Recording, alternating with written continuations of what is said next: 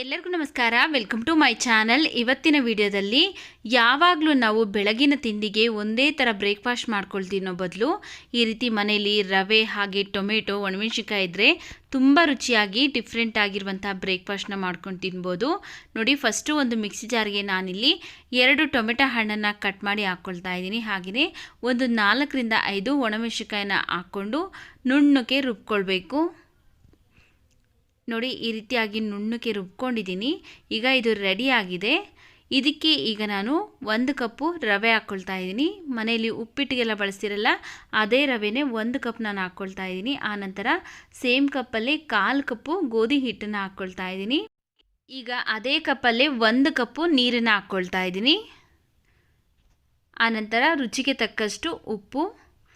ಈಗ ಇವಿಷ್ಟನ್ನು ಚೆನ್ನಾಗಿ ನುಣ್ಣಗೆ ಮತ್ತೆ ಒಂದು ಸರಿ ಗ್ರೈಂಡ್ ಮಾಡ್ಕೊಂಡು ಬರಬೇಕು. ನೋಡಿ, ಈ ರೀತಿಯಾಗಿ ನುಣ್ಣಗೆ ಗ್ರೈಂಡ್ ಮಾಡ್ಕೊಂಡಿದ್ದೀನಿ. ಈಗ ಈ ಮಿಶ್ರಣನ ನಾವು ಒಂದು ಮಿಕ್ಸಿಂಗ್ ಬೌಲ್ಗೆ ಹಾಕ್ಕೊಳ್ತಾ ಇದ್ದೀನಿ. ಆನಂತರ ಇದೇ ಮಿಕ್ಸಿ ಜಾರ್ಗೆ ಸ್ವಲ್ಪ ನೀರನ್ನು ಸೇರಿಸಿ ಈ ಮಿಕ್ಸಿ ಜಾರನ್ನ ತೊಳೆದ್ಬಿಟ್ಟು ಇದಕ್ಕೆ ಹಾಕ್ಕೊಳ್ತಾ ಇದ್ದೀನಿ. ಟೋಟಲ್ಲಾಗಿ ನಾನಿಲ್ಲಿ 1.5 ಕಪ್ ಆಗೋಷ್ಟು ನೀರನ್ನು ಬಳಸ್ಕೊಂಡಿದ್ದೀನಿ. ಈಗ ಇವಿಷ್ಟು ಮತ್ತೆ ಒಂದು ಸರಿ ನಾವು ಚೆನ್ನಾಗಿ ಮಿಕ್ಸ್ ಮಾಡ್ಕೊಳ್ಬೇಕು. ಮಿಕ್ಸ್ ಮಾಡಿಕೊಂಡು ಇದ್ರ ಮೇಲೆ ಒಂದು ಲಿಡ್ನ ಕ್ಲೋಸ್ ಮಾಡಿ ಒಂದು 5 ನಿಮಿಷ ಪಕ್ಕಕ್ಕೆ ಎತ್ತಿಡೋಣ. ನಾವು ಚಟ್ನಿ ರುಬ್ಕೊಳ್ಳೋ ಅಷ್ಟರಲ್ಲಿ ನೆಂದರೆ ಸಾಕಾಗುತ್ತೆ. ಈಗ ಇದನ್ನು ನಾವು ಸೈಡ್ಗೆ ಇಟ್ಟು ಚಟ್ನಿ ಮಾಡ್ಕೊಳ್ಳೋಣ ಬನ್ನಿ. ಈಗ ಕಡಲೆಬೀಜ ಚಟ್ನಿ ಯಾವ ರೀತಿಯಾಗಿ ಮಾಡೋದು ಅಂತ ತಿಳಿಸ್ಕೊಡ್ತಾ ಇದ್ದೀನಿ.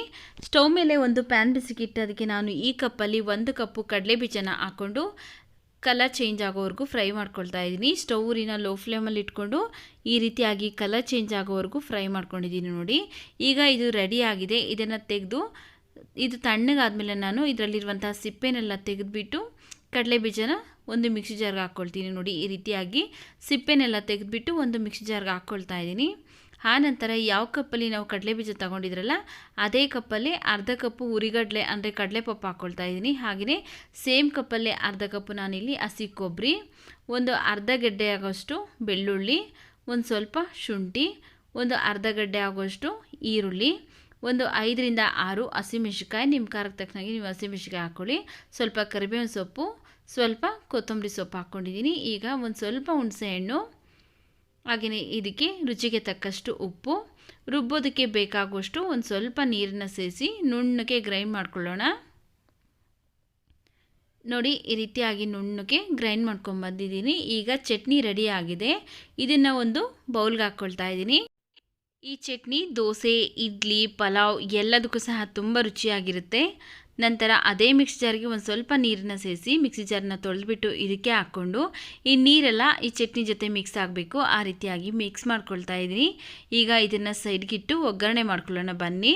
ಸ್ಟವ್ ಮೇಲೆ ಒಂದು ಪ್ಯಾನ್ ಬಿಸಿಗಿಟ್ಟು ಅದಕ್ಕೆ ನಾನು ಒಂದು ಅರ್ಧ ಸ್ಪೂನ್ ಆಗೋಷ್ಟು ಎಣ್ಣೆ ಹಾಕ್ಕೊಂಡಿದ್ದೀನಿ. ಎಣ್ಣೆ ಬಿಸಿ ಆದಮೇಲೆ ಸ್ವಲ್ಪ ಸಾಸಿವೆ, ಸ್ವಲ್ಪ ಕರಿಬೇವಿನ ಸೊಪ್ಪು, ಒಂದು ಒಣಮೆಣಸಿನ್ಕಾಯಿನ ಕಟ್ ಮಾಡಿ ಹಾಕ್ಕೊಂಡು ಫ್ರೈ ಮಾಡಿಕೊಂಡು ಸ್ಟವ್ ಆಫ್ ಮಾಡಿಕೊಂಡು ಈಗ ಮಾಡಿ ಇಟ್ಕೊಂಡಿರುವಂಥ ಚಟ್ನಿಗೆ ಈ ಒಗ್ಗರಣೆನೆಲ್ಲ ಮಿಕ್ಸ್ ಮಾಡ್ಕೊಳ್ತಾ ಇದ್ದೀನಿ. ನೋಡಿ, ಈಗ ರುಚಿಯಾದಂತಹ ಕಡಲೆ ಬೀಜದ ಚಟ್ನಿ ರೆಡಿಯಾಗಿದೆ.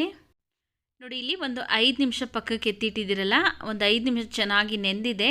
ಇಷ್ಟು ನೆಂದರೆ ಸಾಕಾಗುತ್ತೆ. ನಿಮಗೇನಾದರೂ ಇಟ್ಟು ಸ್ವಲ್ಪ ಗಟ್ಟಿ ಅನಿಸಿದ್ರೆ ನೀವು ಬೇಕಿದ್ರೆ ಒಂದು ಸ್ವಲ್ಪ ನೀರನ್ನು ಸೇರಿಸ್ಕೊಳ್ಬೋದು. ನಾನಿಲ್ಲಿ ಕರೆಕ್ಟಾಗಿ ಮಾಡ್ಕೊಂಡಿದ್ದೀನಿ. ಈಗ ಒಂದು ತವಾ ಬಿಸಿಗಿಟ್ಟು ಚೆನ್ನಾಗಿ ತವಾ ಬಿಸಿ ಆದಮೇಲೆ ಒಂದು ಡ್ರಾಪ್ ಎಣ್ಣೆ ಹಾಕ್ಕೊಂಡು ಒಂದು ಟಿಶ್ಯೂ ಪೇಪರಿಂದ ಈ ತವಾನ ಫಸ್ಟ್ ನಾನು ಕ್ಲೀನ್ ಮಾಡ್ಕೊಳ್ತಾ ಇದ್ದೀನಿ.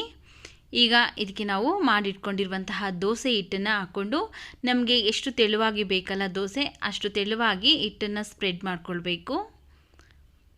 ಈಗ ಇದ್ರ ಮೇಲೆ ನೀವು ತುಪ್ಪ ತಿನ್ನೋರಿದ್ರೆ ತುಪ್ಪನ ಹಾಕ್ಕೊಳ್ಬೋದು, ಅಥವಾ ಎಣ್ಣೆ ತಿನ್ನೋರಿದ್ರೆ ಎಣ್ಣೆನ ಹಾಕ್ಕೊಂಡು ಬೇಯಿಸ್ಕೊಳ್ಬೇಕಾಗತ್ತೆ. ಸ್ಟವ್ ಊರಿನ ಮೀಡಿಯಮ್ ಫ್ಲೇಮಲ್ಲಿ ಇಟ್ಕೊಂಡು ಚೆನ್ನಾಗಿ ಬೇಯಿಸ್ಕೊಂಡಿದ್ದೀನಿ. ನೋಡಿ, ಈಗ ಮತ್ತೊಂದು ಕಡೆ ಟರ್ನ್ ಮಾಡ್ಕೊಳ್ತಾ ಇದ್ದೀನಿ. ನೋಡಿ, ಎಷ್ಟೊಂದು ಕಲರ್ಫುಲ್ಲಾಗಿ ದೋಸೆ ರೆಡಿ ಆಗುತ್ತೆ. ತಿನ್ನೋದಕ್ಕೂ ಅಷ್ಟೇ ತುಂಬ ರುಚಿಯಾಗಿರುತ್ತೆ. ಬಿಸಿ ಬಿಸಿ ದೋಸೆ ಮಾಡಿಕೊಂಡು ಚಟ್ನಿ ಜೊತೆ ತಿಂತಾಯಿದ್ರೆ 4 ದೋಸೆ ತಿನ್ನೋರು ಒಂದು 5 ರಿಂದ 6 ದೋಸೆ ತಿಂತಾರೆ, ಅಷ್ಟೊಂದು ರುಚಿಯಾಗಿರುತ್ತೆ. ನೋಡಿ, ಈಗ ಮತ್ತೊಂದು ದೋಸೆ ಹಾಕಿ ತೋರಿಸ್ತಾ ಇದ್ದೀನಿ. ನಿಮಗೆ ತೆಳುವಾಗಿ ಗರಿಗರಿಯಾಗಿ ಬೇಕು ಅಂದರೆ ಗರಿಗರಿಯಾಗಿ ಮಾಡ್ಕೊಳ್ಳಿ. ನಾನಿಲ್ಲಿ ಒಂದು ಸ್ವಲ್ಪ ಸಾಫ್ಟಾಗಿ ಮಾಡ್ತಾಯಿದ್ದೀನಿ. ಅದರಿಂದ ಸ್ವಲ್ಪ ದಪ್ಪದಾಗೆ ಹಾಕ್ಕೊಂಡು ಎಣ್ಣೆ ಹಾಕ್ಕೊಂಡು 2 ಕಡೆಯೂ ಚೆನ್ನಾಗಿ ಬೇಯಿಸ್ಕೊಳ್ತೀನಿ. ನಾವು ಈ ದೋಸೆ ಮಾಡೋದಕ್ಕೆ ಒಂದಿನ ಪೂರ್ತಿ ಅಕ್ಕಿ ನೆನೆಸಬೇಕು ಅಂತ ಏನಿಲ್ಲ. ಒಂದು 5 ರಿಂದ 10 ನಿಮಿಷ ಟೈಮ್ ಇದ್ದರೆ ಸಾಕು. ಈಸಿಯಾಗಿ ಬೆಳಗಿನ ತಿಂಡಿಗೆ ಈ ದೋಸೆನ ಮಾಡಿಕೊಡ್ಬೋದು. ಕೊಬ್ಬರಿ ಚಟ್ನಿ ಜೊತೆ ಅಥವಾ ಈ ರೀತಿ ಕಡಲೆ ಬೀಜದ ಚಟ್ನಿ ಜೊತೆ ತುಂಬ ರುಚಿಯಾಗಿರುತ್ತೆ.